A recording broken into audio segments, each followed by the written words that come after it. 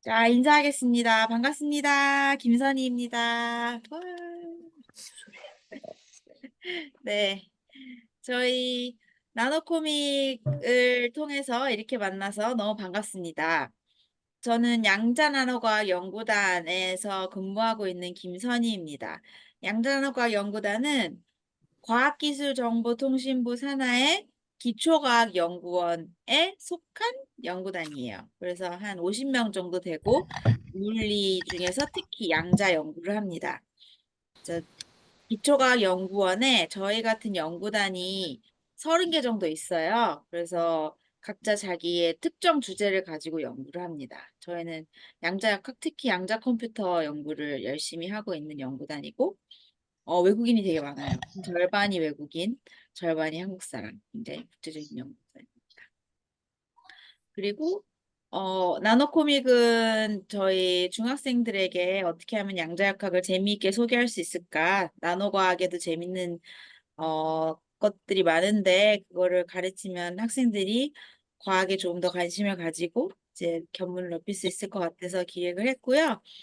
어, 전국을 대상으로 홍보를 했고 한 700명 정도가 지원을 했어요. 그중에서 저희가 추첨을 통해서 뽑았습니다. 그래서 여러분은 추첨을 통해서 뽑힌 운이 좋은 학생들입니다. 네. 지원해 주셔서 감사하고 이렇게 만나게 돼서 반갑습니다. 7대1의 경쟁률을 뚫고 오신 것을 축하드립니다.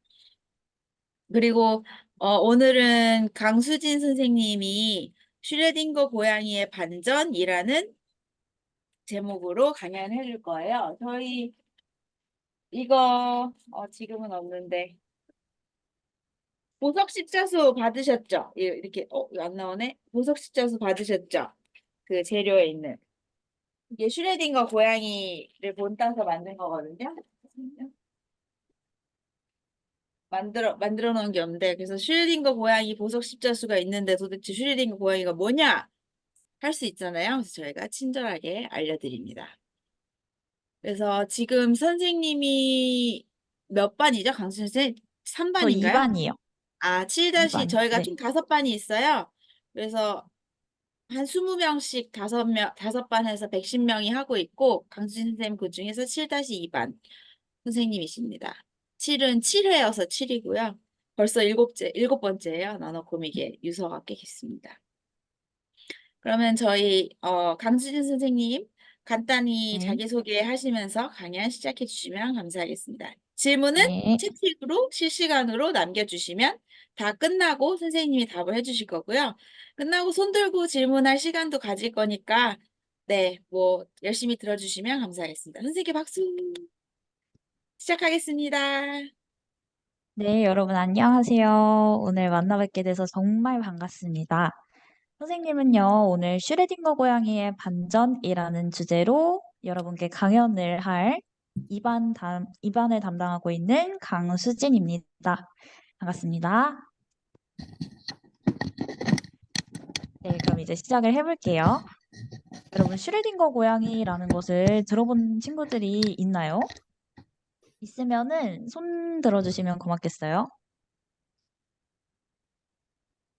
네, 슈레딩거라는 과학자가 고양이와 관련해서 사고 실험을 했던 이야기를 오늘 해줄 거예요. 그러면 사고 실험이란 무엇이냐? 우리가 직접 만져서 하는 실험이 아니라 머리로 해보는 실험입니다. 슈레딩거가 왜 이런 실험을 기획을 해서 이야기를 하게 됐냐? 그 앞에는요, 물질의 이중성이라는 주제가 있습니다. 이중성이라는 것은 두 가지 중에 하나다, 뭐 두 가지를 다 가지고 있다, 이런 이야기잖아요. 이중 두 가지는요, 여기서 입자와 파동을 이야기합니다. 그럼 입자와 파동이 무엇이냐? 입자는요, 쉽게 말하면 알갱이 같은 거예요. 매질이라는 매질이라는 것 없이 직접 그 알갱이가 에너지를 전달하는 것이고요. 파동이라는 것은 일렁일렁 출렁출렁 그런 느낌으로 매질을 통해서 전달이 됩니다. 물이나 공기 등의 매질을 통해서 전달이 되고요. 파동의 가장 큰 특징은 회절이나 간섭 등의 현상이 나타난다는 것입니다. 그렇다면요, 조금 더 자세히 살펴볼게요. 입자는 알갱이이기 때문에 그림을 보면 두 가지 작은 구멍이 있습니다. 입자는 알갱이이기 때문에 그 구멍을 통과하면 직진만 해서 두 가지의 줄무늬만 생겨요. 그렇다면 파동은요?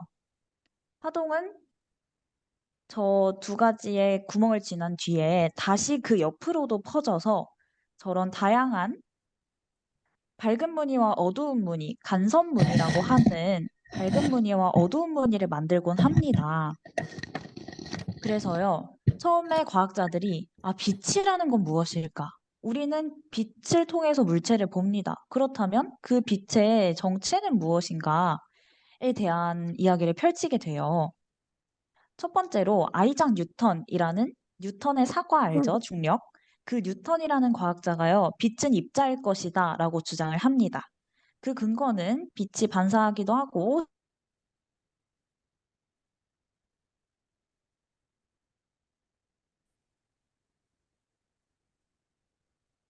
이에 반해서요, 크리스티안 하위언스라는 과학자가 있었는데 이 과학자는 아니다. 빛은 회절하기 때문에 빛은 파동이다 라고 주장을 했습니다.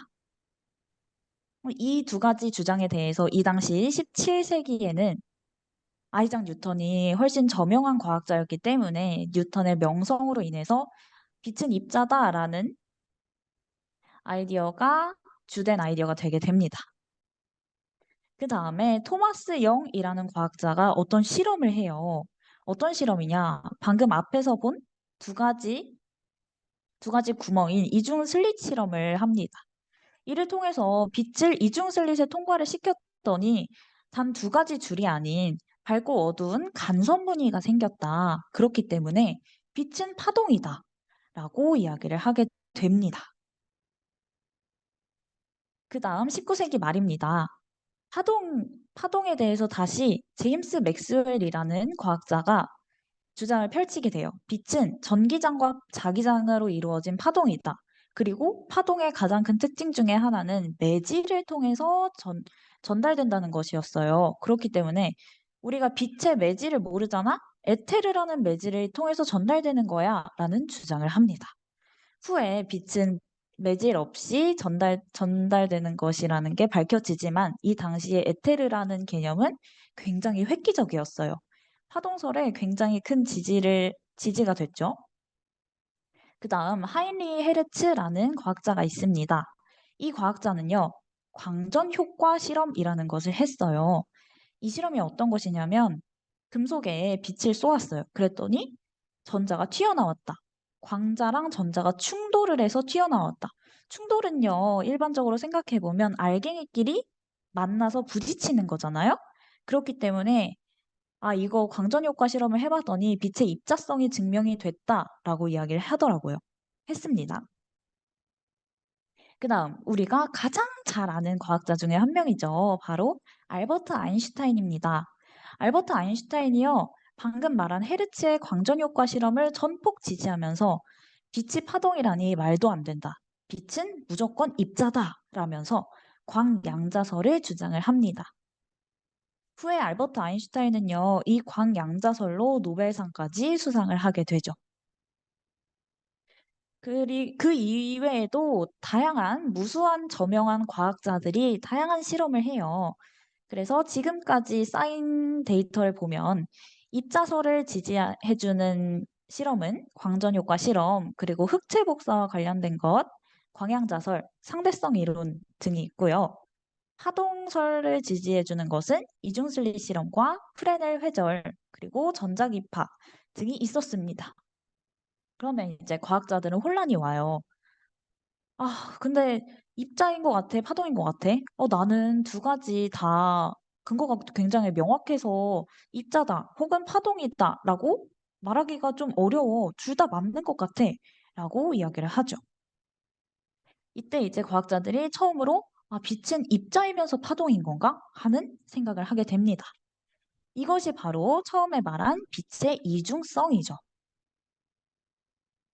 여기에서 루이 드 브로이라는 분이 그러면 빛이 입자이자 파동이다. 그렇다면 빛 말고 다른 모든 입자도 동시에 파동일 수 있는 것 아닐까 하는 생각을 하게 됩니다. 그에 대해서 클린턴 데이비슨 그리고 레스터 저머라는 과학자들이 그래서 우리도 마침 그게 궁금해서 전자로도 같은 실험을 해봤어. 전자로도 어떤 실험을 해봤는데 전자도 파동처럼 행동을 하더라? 라는 결과를 제시를 해요.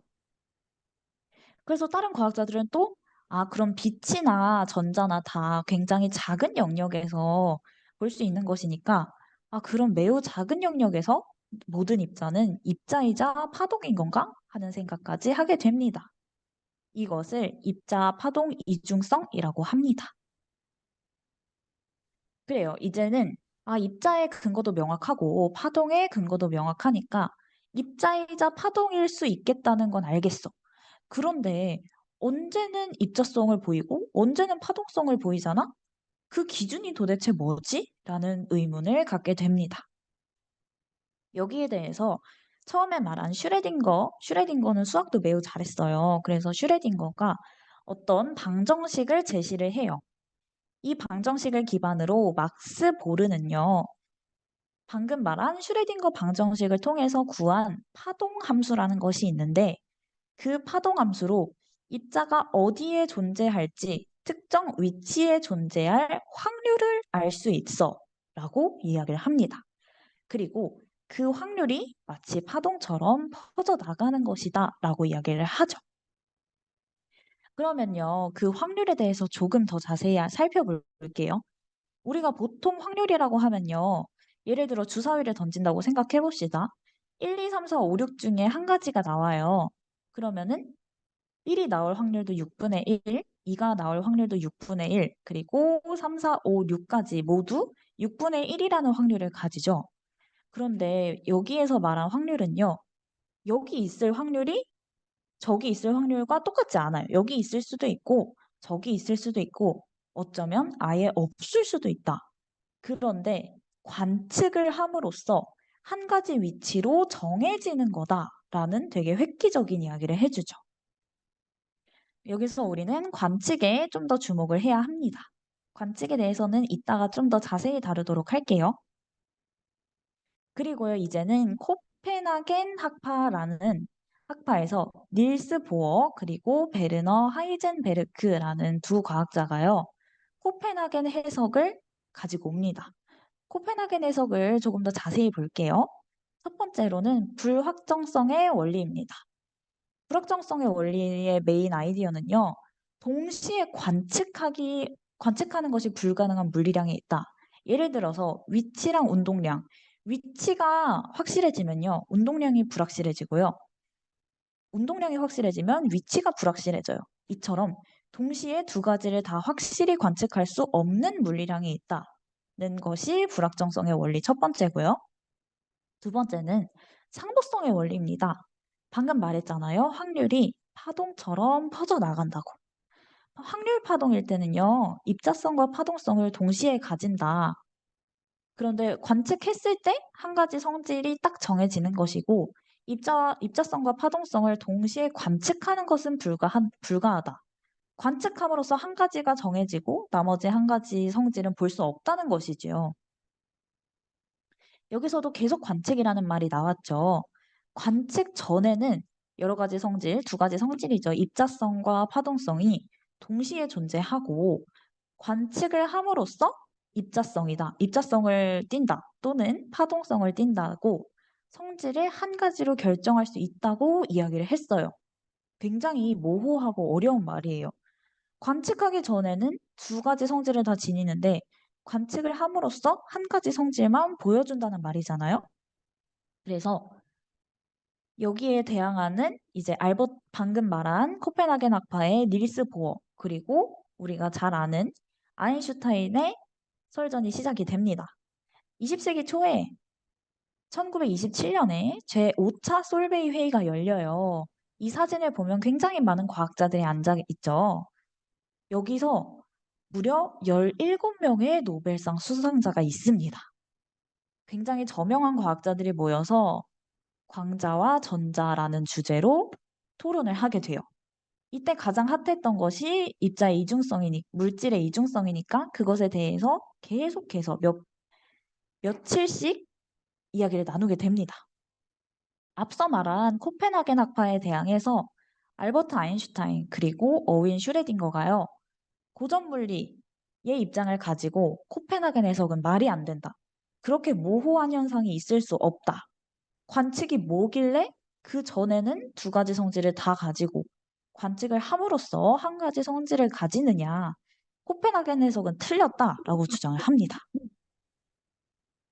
그럼 볼게요. 그렇게 코펜하겐 해석을 부정하기 위해서 슈레딩거가 처음에 말한 우리 슈레딩거의 고양이라는 사고 실험을 제안을 하게 돼요. 이 슈레딩거의 고양이 실험을 좀 더 자세히 살펴볼게요. 왼쪽에 방사성 원소가 있습니다. 이 원소는요, 특정한 확률로 방사능을 방출을 해요. 그러면 그 오른쪽에 있는 검출기가 방사능을 감지한다면 망치를 내리칩니다. 그 망치가 내려쳐지는 위치에는 독약이 있어요. 그리고 같은 상자 안에 고양이가 있죠. 만약에 방사능이 검출이 돼서 독약이 든 병이 망치로 인해서 깨진다면 어떻게 될까요? 고양이가 죽겠죠. 그리고 만약에 일정한 시간이 지났는데 방사능이 검출이 안 돼서 독약의 든 병이 깨지지 않았다면 고양이는 살겠죠. 그러면 이제 슈레딩거가 제안을 합니다. 그럼 너희 말대로면 관측을 하지 않았을 때는 고양이가 살아있고 죽어있다. 그 두 가지 상태가 동시에 존재하고 관측을 함으로써 살아있거나 또 관측을 함으로써 죽은 상태로 정해지는 것이냐? 그렇다면 상자 안에는 산 고양이와 죽은 고양이 두 가지 상태가 다 있다는 거야? 이거는 상식적으로 말이 안 되잖아. 라고 이야기를 해요. 그리고 아인슈타인은 이를 달과 관련해서 또 이야기를 합니다. 그러면은 만약에 나는 관측이라면서 나는 만약에 달을 관측하지 않고 있고 내 친구만 달을 보고 있으면 어떻게 설명할 건데? 그 상황에서도 그렇다면 달이 있는 상태랑 없는 상태가 동시에 존재한다는 거야? 왜냐면 나는 달을 관측하지 않고 있으니까 두 가지 상태가 동시에 존재한다는 거냐고. 신은 주사위 놀이를 하지 않아. 라면서 되게 맹렬하게 코펜하겐 해석을 비판을 하죠. 그래서 코펜하겐 학파의 닐스 보어는요. 아니야, 너네가 관측에 대해서 잘못 이해하고 있어. 관측은 꼭 사람에 의해서 일어나는 것이 아니야. 라고 관측에 대해서 덧붙입니다. 관측은요, 우리가 직접 눈으로 보는 것뿐만이 아니고 상호작용이 중요한 포인트라고 제안을 합니다. 예를 들면은요, 방금 슈레딩거의 고양이 실험에서 상호작용은 우리 눈으로 고양이를 보는 것뿐만이 아니라 상자 안에 있는 공기가 있겠죠? 그 공기와 고양이가 상호작용을 할 수도 있고 그 상호작용이 곧 관측이라고 정의가 되고 그럼으로써 고양이가 살아있거나 죽어있는 상태로 결정이 된다. 또 우리가 그렇다면 너네가 말하는 대로 직접 물체를 눈으로 본다고 생각을 해보자. 그렇다면은 빛이 먼저 물체랑 상호작용을 하고 그 물체에서 반사된 빛이 우리 눈과 상호작용을 하는 것이다. 그렇기 때문에 관측은 상호작용으로 보아야 한다고 이야기를 합니다. 예를 들어서요, 플로렌이라는 산소 원자 60개로 구성된 것이 있어요. 이 플로렌으로도 아까 말한 이중슬릿 실험을 했습니다. 그랬더니 공기가 없는 진공 상태에서는요, 파동성을 띄었어요. 공기와 상호작용하지 않는 진공 상태에서는요. 그리고 공기와 상호작용을 하는 공기 중에서는 입자성을 띄었습니다. 그렇기 때문에 관측은 곧 상호작용과 관련이 있다. 상호작용이 포인트다라고 이야기를 해요. 그렇다면은 코펜하겐 해석이 맞는 거다라고 과학자들이 인정을 해줍니다. 그런데요, 사실 이 슈레딩거의 고양이 실험이 코펜하겐 해석을 비판하기 위해서 슈레딩거가 고안한 건데 오히려 코펜하겐 해석을 잘 설명해주는 예시가 되어버렸네요.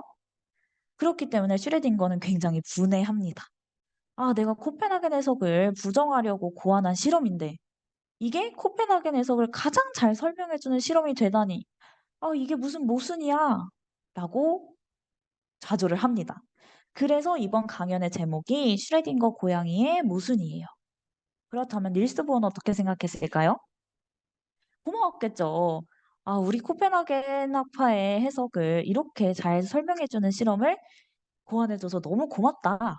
라고 이야기를 하면서 결국에는 이, 이중성이 승리를 하게 됩니다. 그 뒤를 볼게요. 보어와 닐스 보어 그리고 아인슈타인은요. 이 왼쪽 사진이 그 당시 5차 솔베이 회의에서 찍힌 사진이에요. 이 둘은 무슨 이야기를 하고 있었을까요? 네, 물질, 빛의 이중성에 대해서도 이야기를 하고 있었겠죠. 그렇게 이 5차 솔베이 회의에서 그 저명한 아인슈타인의 주장이 패배를 하게 되면서 아인슈타인은 굉장히 좌절을 합니다. 이후에도요, 아인슈타인이 죽은 뒤에도 보어는 아인슈타인이 살아있는 것처럼 그의 사진을 보면서 끊임없이 논쟁을 했다고 합니다. 네, 오늘 강연은 여기까지고요. 혹시 질문이 있으면 남겨주시면은 바로바로 대답을 해주도록 하겠습니다. 들어주셔서 감사합니다.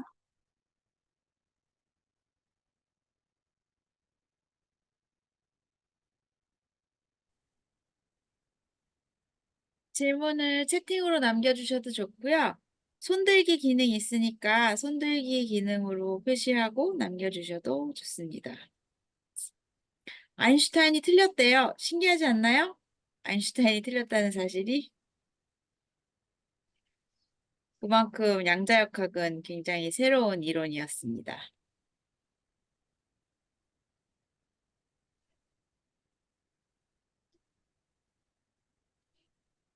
질문이 있으신가요?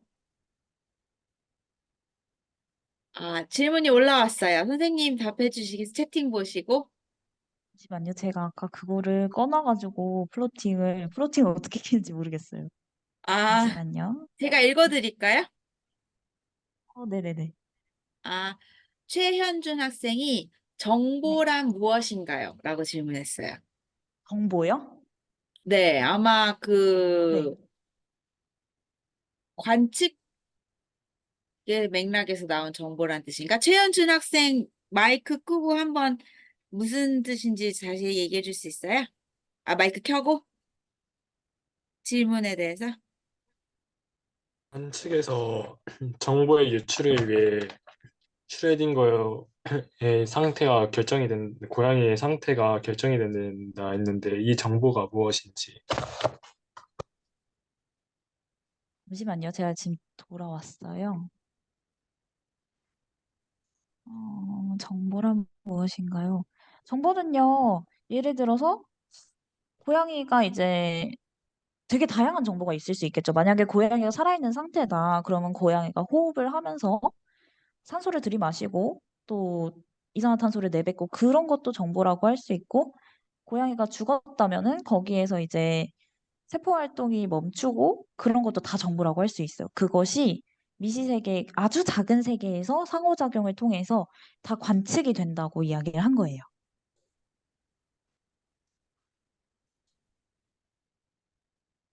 질문에 답이 됐나요? 네네.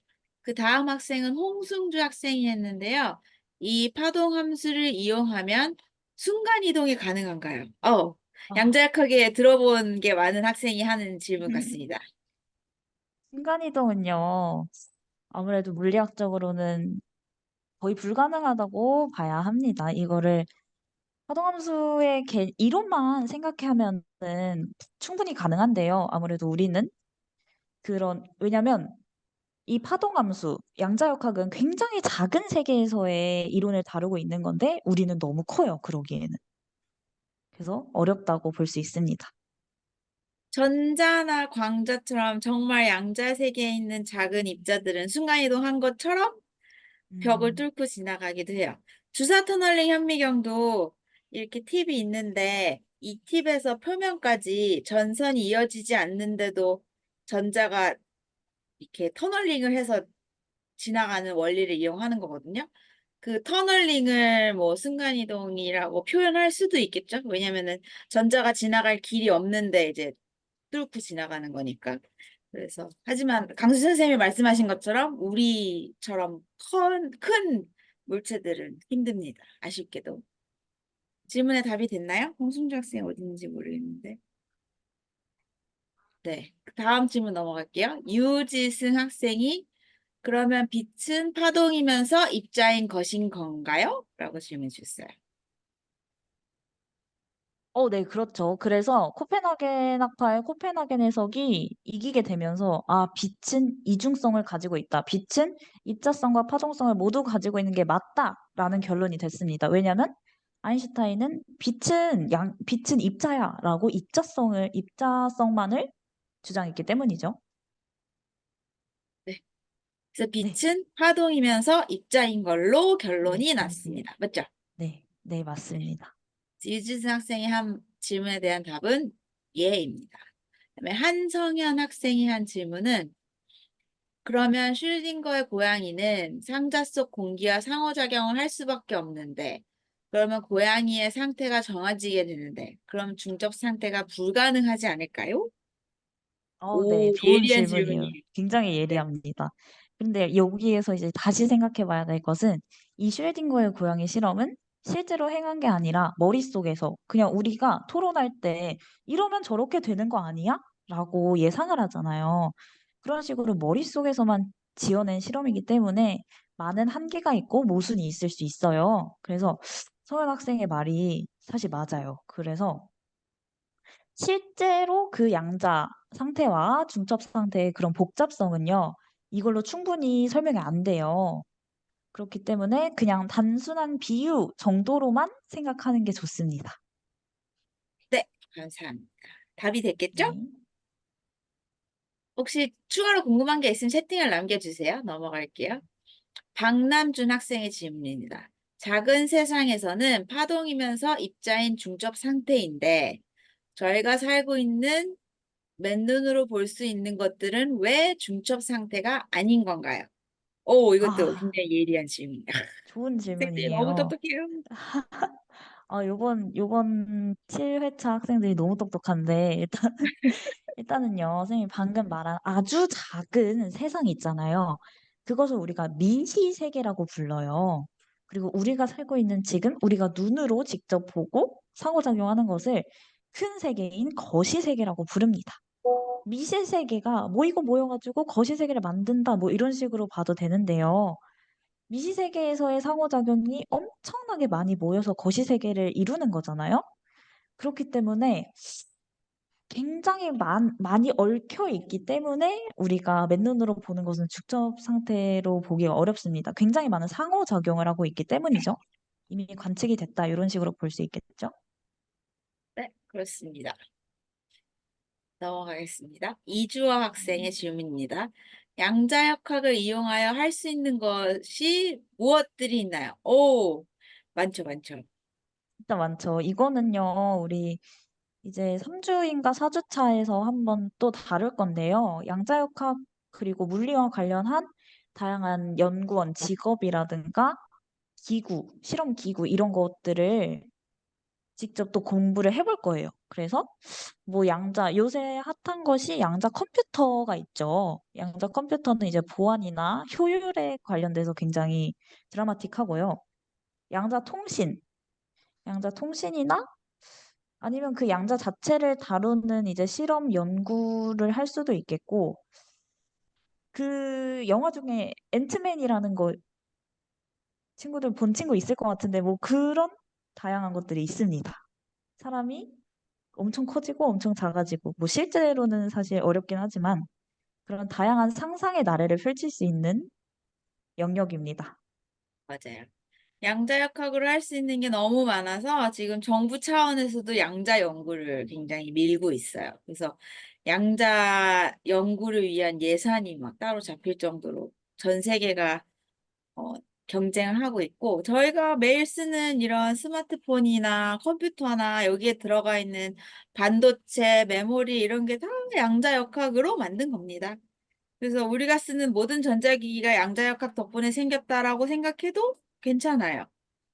물론 양자역학 한 가지만으로 만든 건 아니지만 양자역학 때문에 나온 수많은 이론들로 만들어진 컴퓨터와 스마트폰과 계산기와 뭐 워치와 등등이 가장 일상에서 쉽게 접할 수 있는 물건들입니다. 그다음에 진이중 학생 질문입니다. 고양이가 공기와 상호작용해야만 고양이의 상태가 정해진다고 코펜하겐 학파가 말했는데 꼭 그 매체가 공기여야만 하나요? 아, 이것은요, 그냥 우리가 생각하기에 고양이와 상호작용하는 거라고 했을 때 가장 대표적인 것이 호흡이고, 그 매체가 공기이기 때문에 이야기를 한 것이고요. 다른 매체도 많지 않을까요? 고양이가 상호작용하는 것들이? 뭐 예를 들어 빛도 빛이 있을 있고, 수도 있겠고, 네. 다른 게 있을 수도 있는데, 공기가 가장 대표적입니다. 네, 다른 매체여도 상호작용을 네, 하는 걸로 가능합니다. 활동할 수 있습니다. 네. 유영인 학생 질문입니다. 양자역학에 따르면 다른 차원이 있다고 하는데 한 차원의 존재가 다른 차원으로 이동할 수 있나요?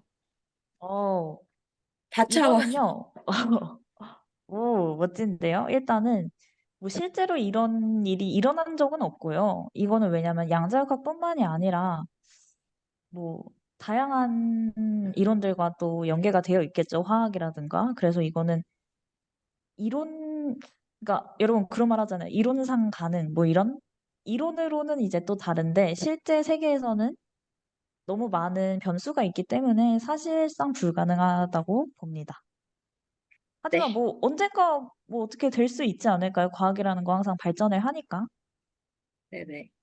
네. 그다음에 진희준 학생이 레이저 질문을 했는데 어, 조금 다른 문제이긴 한데 만약 달의 끝에 레이저를 쏘았고 그 레이저를 빠르게 반대쪽 끝으로 끌어 쏘면 빛보다 빠르지 않나요? 질문의 뜻이 이해가 잘 안 가는데 진준 학생 혹시 마이크 켜고 좀 자세히 설명해 줄 수 있어요? 선생님 이해가 가시나요? 아, 아니요, 조금 더 부연 설명해주면 네. 좋겠어요.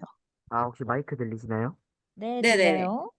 제가 어디서 이런 내용에 관한 영상을 본 적이 있는데, 한 행성이 있고, 한 행성의 끝에 레이저를 쏜 다음에 쭉 하고 반대쪽 끝에 레이저를 쭉 하고 끌어서 쏘면은, 그럼 그 순간적인 속도는 빛보다 빠르지 않나요? 끌어 쏜다. 끌어 쏜다는 게 근데 빛의 속력을 이겨내면 빛의 속력보다 빠르게 끌어 쏜다는 뜻인가요? 이게 네. 우리가 지구에서 달로 네. 한 달의 그래서 끝, 달로. 달 원으로 가정해 보면 달의 원쪽 달의 원쪽에 네. 달의 그, 음, 왼쪽 끝에 레이저를 쏘고 쭉 하고 계속 쏴서 빠르게 오른쪽 끝으로 바로 레이저를 쏘았는데, 그러면 그 속도는 빛보다 빠르지 않나요? 달의 지름을 간 셈인데? 그게 참 그런 게 그게 있을 수 없는 일이라고밖에 대답을 할 수가 없어요. 왜냐면 빛의 속력은 언제나 3 곱하기 10의 8승으로 최대치이기 때문에 빛보다 빠르다.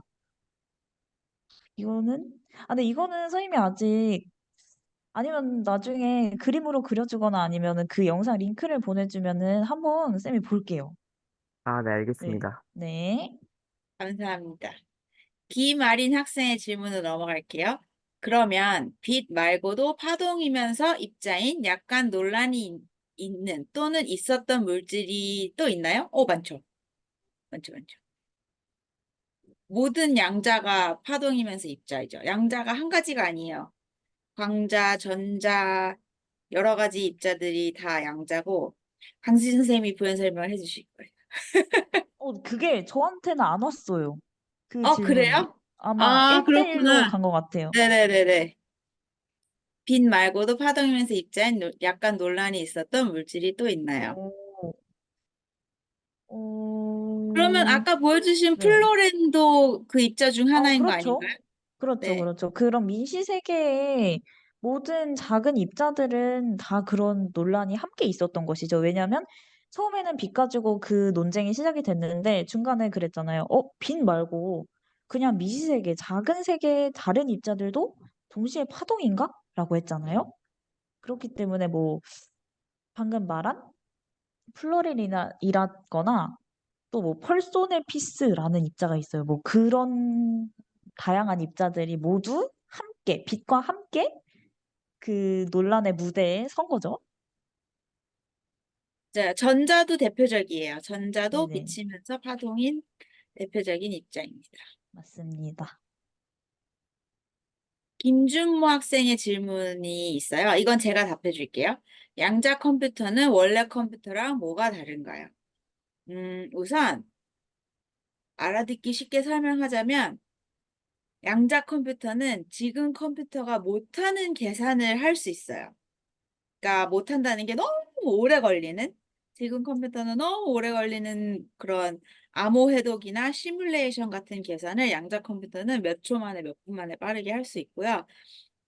원리를 간단히 설명하자면 지금 컴퓨터는 우리가 뭐 5메가바이트다, 뭐 10메가바이트다 하면서 바이트라고 표현을 하잖아요. 그걸 비트라고도 말하는데 0이나 1로 정보를 처리해요. 그래서 모든 정보가 0 혹은 1로 기록이 되고 처리가 되고 저장이 됩니다.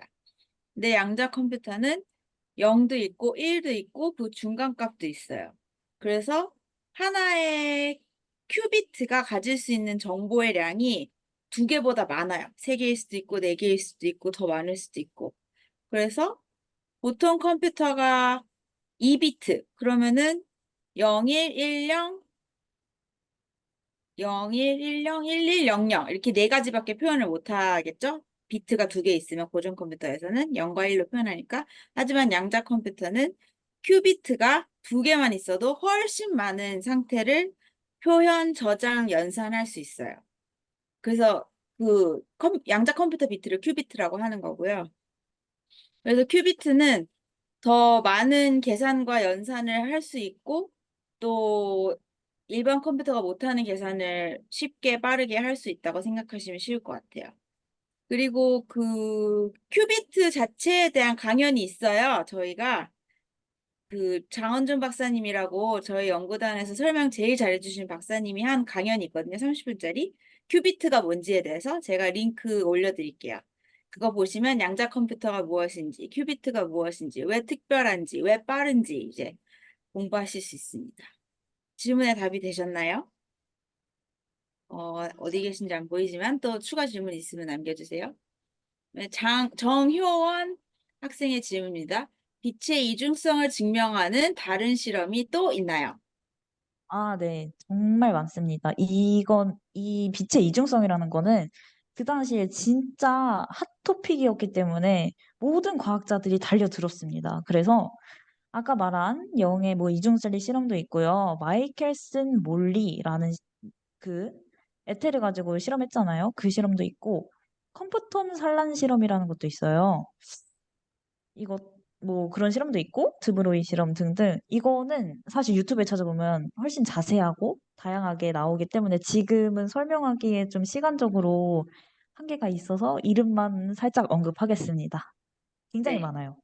네. 지금 질문이 너무 많은데 저희 선생님들과의 시간도 한 20분은 가져야 될, 15분, 20분은 네. 가져야 될 것 진짜 많네요. 같아가지고 네. 네, 질문이 많이 쌓였는데 한재준 학생, 주연 학생, 정지호 학생 세 개만 더 짧게 하고 각 선생님 네네. 만나는 시간으로 할게요. 죄송해요. 알겠습니다. 시간이 네. 질문이 이렇게 많을 줄이야. 너무 감사합니다. 한재준 학생의 감사합니다. 질문, 원자 하나도 작은 입자로 나누어져 있다고 알고 있는데 그렇다면 그런 입자들도 광층만 없다면 중첩 상태에 놓일 수 있나요? 네, 놓일 수 있습니다. 저희가 맨날 그거 실험합니다. 주사 터널 현미경으로 원자 안에 있는 스핀, 원자 안에 있는 전자, 원자 안에 있는 양성자 이런 거 가지고 실험해요. 중첩이었다가 뭐 특정 상태로 되었다가 서로 얽히기도 했다가 이제 여러 가지 실험할 수 있어요. 그래서 중첩 상태에 넣을 수 있습니다. 저희 실험실에서 맨날 하는 게 이거예요. 궁금하면은 꼭 우수 수료자가 되어서 저희 랩 투어에 오세요. 주연 학생의 질문. 관측이 꼭 사람에 의해 일어나는 것이 아니고 상호작용을 중점으로 본다고 하셨는데 무엇과 상호작용을 하는지에 따라 많은 결과가 나올 수 있나요? 네, 그렇죠. 왜냐면 사람에 의해서 일어나는 것뿐만이 아니라 뭐 환경, 측정 장치 뭐 하여튼 정말 다양한 요소들이 있잖아요. 결국 그 요소들과 상호작용하는 것에 대해서도 시간이 다를 수 있고 뭐 그때의 온도가 다를 수도 있고 무엇과 상호작용을 하는지에 따라서 부수적으로 또 다른 것들이 많잖아요. 그렇기 때문에 정말 다양한 결과가 나올 수 있고 그래서 이 확률이라는 것이 정말 다양합니다. 네, 굉장히 그렇습니다. 마지막 복잡하죠. 네. 질문입니다. 마지막 질문이 양자역학에서는 네. 전자와 같은 미시세계의 입자들이 동시에 여러 공간에 존재하고 사실상 순간이동과 같이 한 공간에서 다른 공간으로 이동할 수 있다고 배웠는데 이것도 비슷한 원리를 이용한 건가요?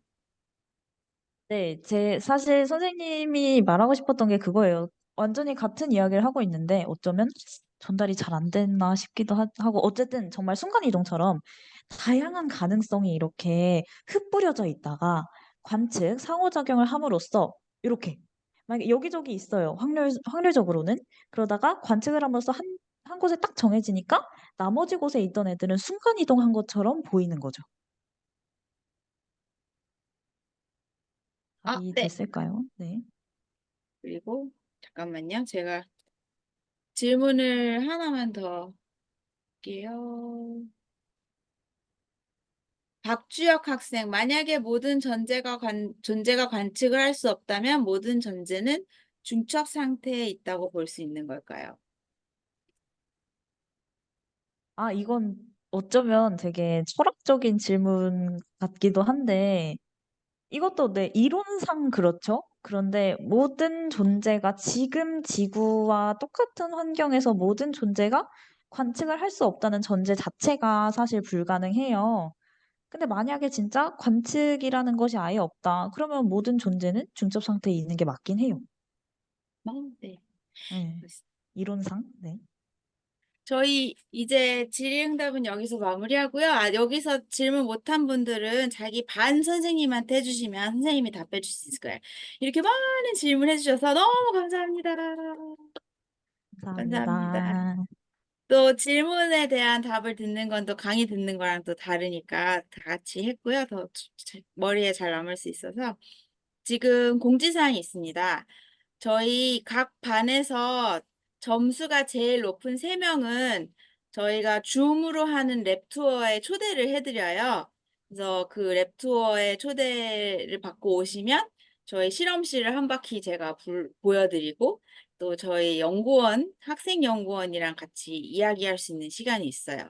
그래서 아까 제가 원자 안에 있는 이런 입자들을 가지고 중첩 상태를 했다가 얽힘 상태를 했다가 막 여러 가지 실험을 한다고 했잖아요. 그 실험을 하는 주사터널 현미경을 직접 이 각도 저 각도에서 한 바퀴 돌면서 볼 수 있고 또 학생연구원한테 뭐 대학원생의 하루는 어떻게 되나요? 뭐 공부하는데 너무 힘들지 않나요? 뭐 이런 거 물어볼 수도 있고 하니까 어, 그게 좀 동기부여가 됐으면 좋겠고요. 모든 학생들을 초대하면 좋겠지만 그럼 아무래도 이야기하는데 한계가 있기 때문에 각 반에 최고점 3분께 드릴 생각입니다. 그리고 스톱모션 애니메이션 과제가 2주차로 나갔어요. 스톱모션 애니메이션 2주차 과제에서 그 최우수 학생으로 뽑힌 분께는 저희 연구단 로고가 박힌 머그잔을 보내드리겠습니다. 그래서 그거는 열심히 하시면서 이 원자 하나하나 옮기는 게 얼마나 정말 정교한 작업인지 체험하실 수 있으면 좋을 것 같습니다.